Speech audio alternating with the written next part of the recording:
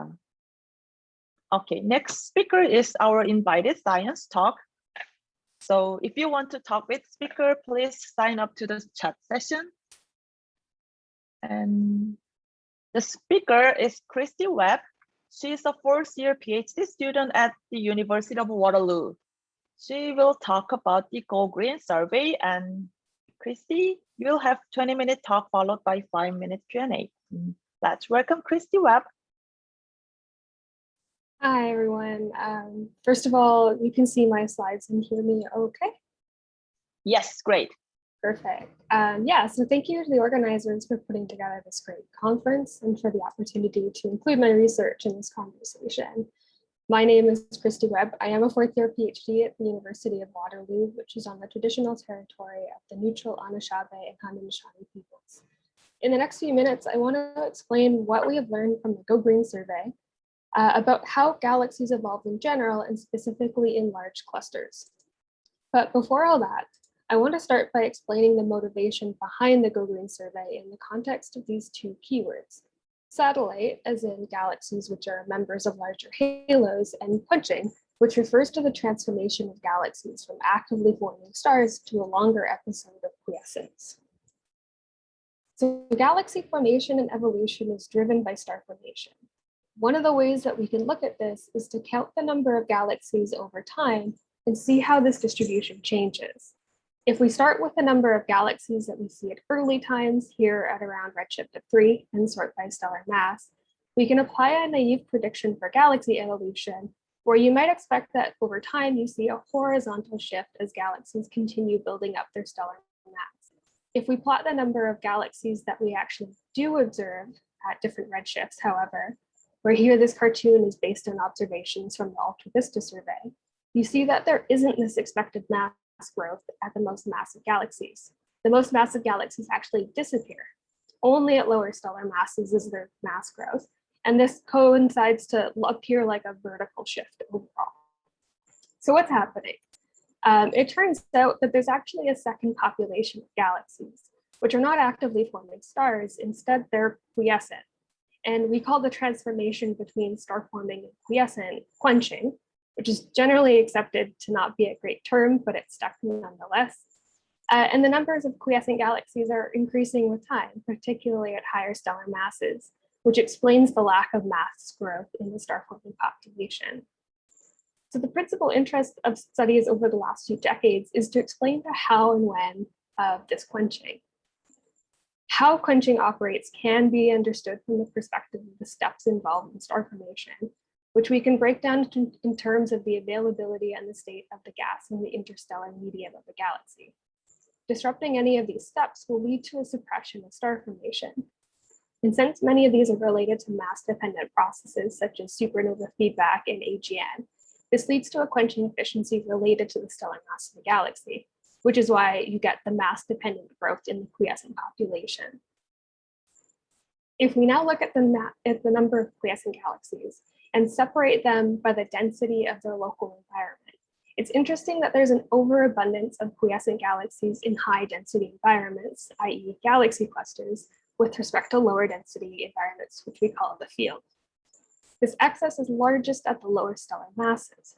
So while galaxies in the field experience what we call self-quenching, in clusters, there's an additional environmental quenching mechanism. And this has been known for several years, especially while studied at redshifts of 0. And decades of work has come together to put together a number of reasons to explain how clusters encourage quenching. So broadly, there's two categories. There's gravitational, such as harassment or mergers, which leads to morphological transformations, or things that are related to the intercluster medium, which can cause strong dynamical pressures capable of stripping disks.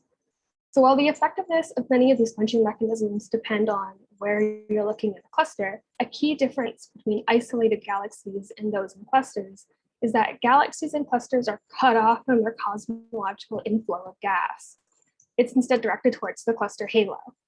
So the consequence is that galaxies will eventually run out of gas to form stars, and we call this starvation. So these environmental quenching mechanisms, of course, function within the cluster itself, affecting galaxies only after they're accreted. Some of these mechanisms are relevant even at modest overdensities though, such as groups or filaments. So given hierarchical assembly, this means that environmental quenching can occur before galaxies are in a cluster as we know them now. It's just that these groups themselves later accrete into clusters. But there's a third hypothesis that galaxies which end up in clusters are already unusual. They experienced enhanced self-quenching and formed the basis of a primordial quiescent population in protoclusters. So in the next few years, studies have moved beyond coming up with ideas for how galaxies can quench in clusters or finding which quenching mechanisms are the most dominant, instead focusing on the when and where that galaxies that end up in clusters quench. So the question has changed. To this end, a helpful metric is the relative excess of quiescent galaxies in clusters compared to the field, which is usually normalized by the number of star-forming galaxies, but we'll ignore this here for explanation purposes. This can be interpreted also as the efficiency of environmental quenching. If we look at this metric over several different redshifts and comparing here now the filled circles, measured by Julie Nantis a few years ago, we see that there's a sharp increase in the environmental quenching efficiency from redshifts of 1.6 to 1. This was measured for only a small number of clusters available at the time, however, but similar cluster studies demonstrate that there's actually a wide range in values that you can get, which is not unexpected given the variety in cluster properties. And it's also important to remember that in general, environmental effects are secondary to self-quenching, which is a strong function of stellar mass. So one of the main motivations behind the GOGREEN survey is to provide a complete sample of galaxies across a wide range of stellar masses, also in a wide variety of environments at a range of redshifts from 1 to 1.5. So I haven't yet introduced GOGREEN, and it's an acronym for Gemini Observations of Galaxies in Rich Early Environments, where as a result of a 5-year effort, we've recently completed a sample of 21 clusters and groups with an additional 5 clusters from the earlier G-class survey. And this has provided hundreds of galaxies with both deep unbiased spectroscopy and UV to near infrared photometry, complete to stellar masses of around 10 to the 10.2. So in this first plot, the GOGREEN set galaxy systems are shown as green points beside systems studied at lower redshift, and the expected cluster mass evolution tracks. It's an important feature of GOGREEN that our systems are chosen to be representative of the progenitors of today's clusters like Coma and Virgo. One of the clusters is shown on this bottom left image where galaxies identified as cluster members are circled in green, or circled in red if the galaxy is along the line of sight but not a cluster member. It's these objects that make up the sample of field galaxies, rounding out our sample of galaxies in different environments. On the right is an example of the photometric spectroscopy with important age and metallicity diagnostics label. The photometry is at near ultradistant depths, which provides a nice comparison sample for this large field survey. So I want to acknowledge that this is a product of many people. Listed here is just the core group of contributors, with the management team in bold and postdocs and students such as myself in green. From this group, we've produced this first list of papers from the first GOGREEN results, where I've started the works that I'll present in this talk and show the basis of those lead authors. So for the next part of this talk, I'm going to try and put these results in the 4 papers here in the context of the when and where of environmental quenching.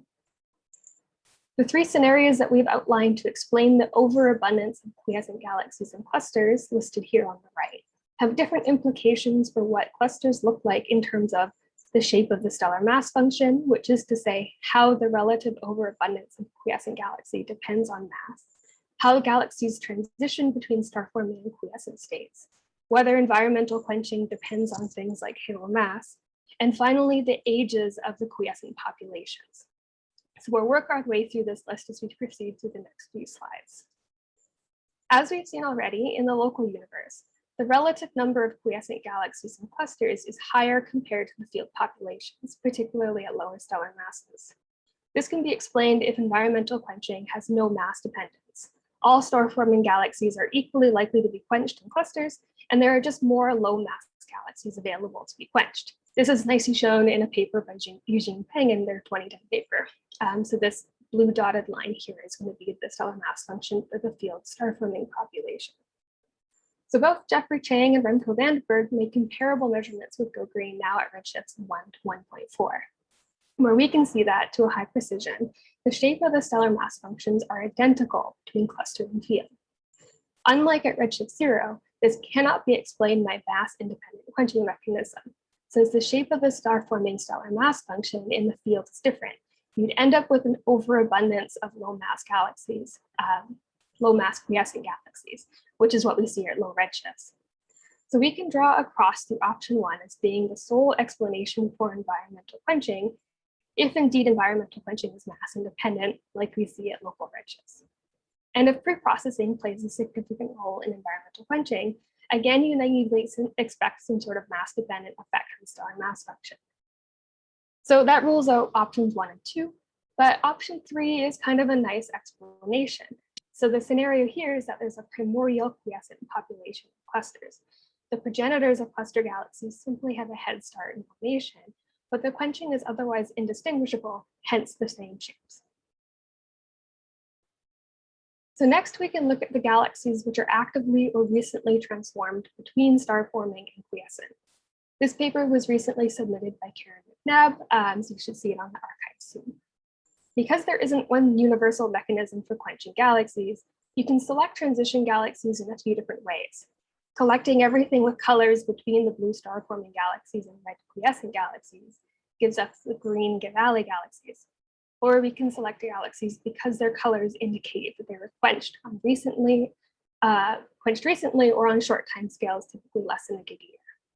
The purple crosses similarly represent recently quenched galaxies, but require spectroscopic identifications so the statistics are poor. If we again look at the relative excess, but now for each type of transition galaxy, we see that their fast transition and the Green Valley galaxies are similar. Both are overabundant in clusters at particularly lower stellar masses. This is telling us that most of the cluster-driven transformation may be through the fast quenching mode. If there was a significant slow transition population, the excess would be larger in the Green Valley galaxies, contrary to what we observed. So this excess in transition populations is related to both the rate of environmental quenching and the time spent in this transitional phase. Under a few simple assumptions about the accretion rate of galaxies onto clusters, we can try to compare this to the measurement of the excess in quiescent galaxies inferred from the stellar mass functions from Remco's work. We draw this comparison by asking what fraction of field star-forming galaxies would need to be added to the quiescent cluster population. The black circles show what's inferred from the stellar mass functions, from which we learn that there's no need for infall-based quenching. But on the other hand, Karen shows that there's a substantial population of fast quenched galaxies, where the solid line shown corresponds to an expected lifetime of these transition galaxies of around half a gig-a-year. Comparing the two shows that there's a discrepancy at the low mass end. You expect a larger excess in low mass quiescent galaxies that we don't observe. Doubling the time it takes the galaxies to transition between star-forming and quiescent can help reconcile this. But then you need to explain why the transition timescale should be so long. So to summarize, there is a tension here between the transition population and the stellar mass functions in the context of the post-infall environmental quenching. There's still work to be done to place transition galaxies in the context of preprocessing or primordial cluster, in the context of primordial quiescent cluster populations, however. So one direct approach that we can take to explore the relevance of preprocessing is to compare the quiescent populations between clusters and groups. This was the subject of a paper published earlier this year by Andrew Rees. Comparing the relative excess of quiescent cluster galaxies between clusters and groups, we see that at lower stellar masses, there's no excess in groups, but there is an excess in groups at high stellar masses. One interpretation here is that at low masses, galaxies quench primarily in massive clusters, but at the high mass end, they've already been quenched in groups.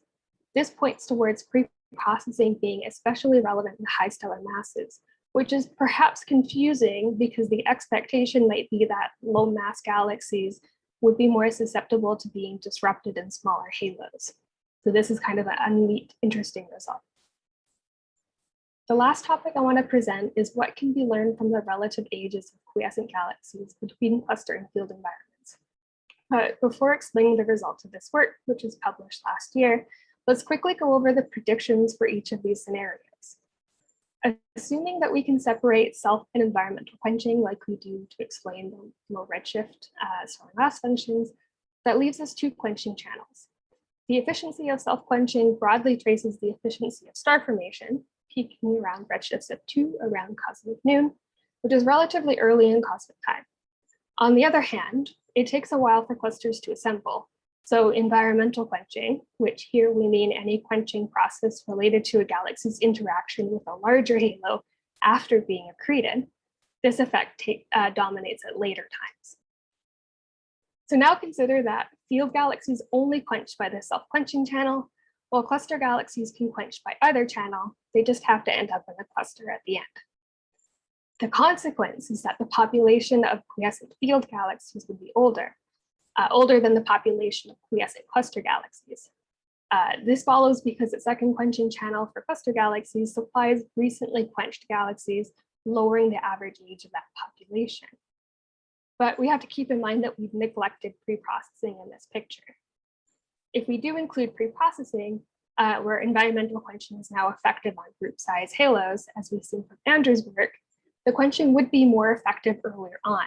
But how much earlier is subject to several assumptions, and suffice to say that the pre-processing acts to lessen the age difference between the quiescent cluster and field galaxies.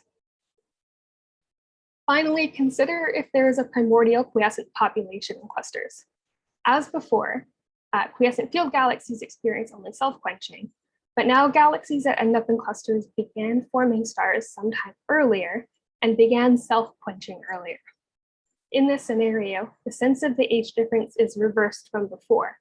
Now quiescent cluster galaxies would be older. And there are a few reasons why this could work.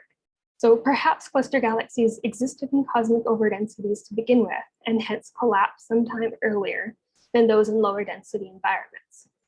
Or if gas exhaustion is the primary quenching mechanisms, galaxies in protoclusters are simply exhausted earlier. So now we want to compare our expectations to what we actually measure from GOGREEN. And to determine the ages of the quiescent populations, what we need to do is simultaneously fit the spectroscopy and photometry. The photometry contains information like the stellar mass and the dust attenuation from the broad shape of the SED, while the spectroscopy contains detailed age and metal-sensitive features from these old stellar populations. And because the dust attenuation, metallicity, and age are degenerate, in that they conspire to alter the galaxy SED in similar ways, we really need the combination of the photometry and spectroscopy to constrain each parameter individually. So in fitting the observations, we determine the star formation history, making no assumptions about the functional form, from which we can determine the age. So this tells us around the time at which half the stellar mass had formed, where the younger ages means that it took more time for the galaxy to build up the stellar mass. But it happens to actually be more useful for comparison purposes to change the units of the age from look-back time to cosmic time. And in units of cosmic time, we call this the formation redshift. So that's what we're going to be plotting here. So after fitting all the quiescent galaxies in GOGREEN, from which there's around 200 in clusters and 100 in the field, we can look at the distribution of formation redshifts as a function of stellar mass, now separated by environment. The open circles here indicate the median of each individual galaxy posterior because we're fitting the individual galaxies, but the contours now trace the combined likelihood space of all the galaxies. We can see that while there are field galaxies just as old as the oldest cluster galaxies, overall field galaxies have a broader distribution of ages, which is to say that the star formation histories are generally more extended. Thank you, yeah, I see the stars. Some component of this is related to the fact that galaxies are more likely to be rejuvenated or have secondary star formation events in the field, where now we mark galaxies with more than 10% of their stellar mass in the last gigayear with these stars. So if we now compare the combined likelihood space, summing over all of these masses, we can see that on average, quiescent galaxies and clusters are older, or in other words, they assembled their stellar mass faster than comparable field galaxies. The bars here above the histogram show the median and 68% confidence region of the posteriors, but the uncertainty on the median is too small to be visible. So we measured that quiescent galaxies and clusters are older, or at least the same age as the field in the lower 60th percentile of our confidence region. This tells us that post-infall environmental quenching alone cannot be responsible for redshifts around 1, mass dependent or not. Either pre-processing is needed, or at all mass scales, unlike what Andrews measured, or a modest primordial quiescent population is formed in protoclusters. So in the last few seconds, I'm just going to try to summarize all of these results together. These observations point towards the need for massive galaxies to have ended their star formation early at a redshift of 2, possibly in protoclusters. Environmental quenching post-infall at redshifts of 1 has very little role, but at lower stellar masses, the picture is less clear. The excess in quiescent galaxies and clusters can be explained by the transition population under some simple assumptions, and pre-processing is likely unimportant. There is a tension with the shape of the stellar mass function, however, and the sense of the age difference from the quiescent population, but there's a large enough statistical uncertainty that we can't be decisive enough to rule out this scenario. There's still more to be learned, especially exploring how the stellar mass functions of these two populations depend on the halo mass and redshift. Further insight will also come with observations of protoclusters, which will help determine the initial conditions of these cluster populations. Thank you.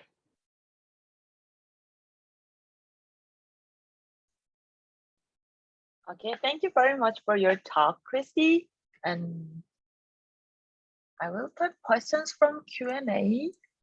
And there's no questions so far, so I will ask one question. Do you consider the agent contamination from your sample? Because agent can quantify formation. And next speaker will talk about that. Yeah, so unfortunately, we don't have any mid-infrared data. We're limited to the first 2 IRAC channels. So although we could include it in our model, we wouldn't be able to make any constraints. The expectation would just be to return the prior. But certainly that could be a component that we've neglected. Okay, thank you. And if anybody has questions, please place in the Q&A. I think I still have another chat session this afternoon, so if anybody wants to speak one-on-one, I invite you to join me then as well. Yeah. Okay, then I'm gonna ask another question. Probably I missed your talk during the talk. Yeah. What is your mass range of these clusters and field galaxies? So the galaxies are 10 to the 10.2 to around 11.3, but the clusters themselves, we go from group scales to, let's see if I can bring up that slide and I can give you accurate numbers. Mm-hmm.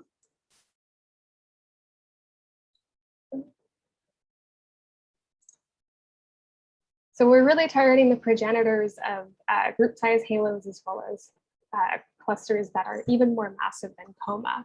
So in the 10 to the 15 stellar mass range is at the high end. Okay, they're very massive. Yeah, we have one question from Brian.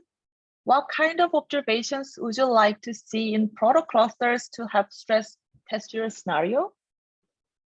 Oh, if we could have very high signal-to-noise spectroscopy of the quiescent galaxies, if there are any, that would be fantastic. But I know that's a big ask at this point. So I'm excited to see what some of the first few JWST programs will look like. So I think there'll be some good revolutions from that as well. Okay, thank you. Let's thank Christy again, and let's move on to the next speaker.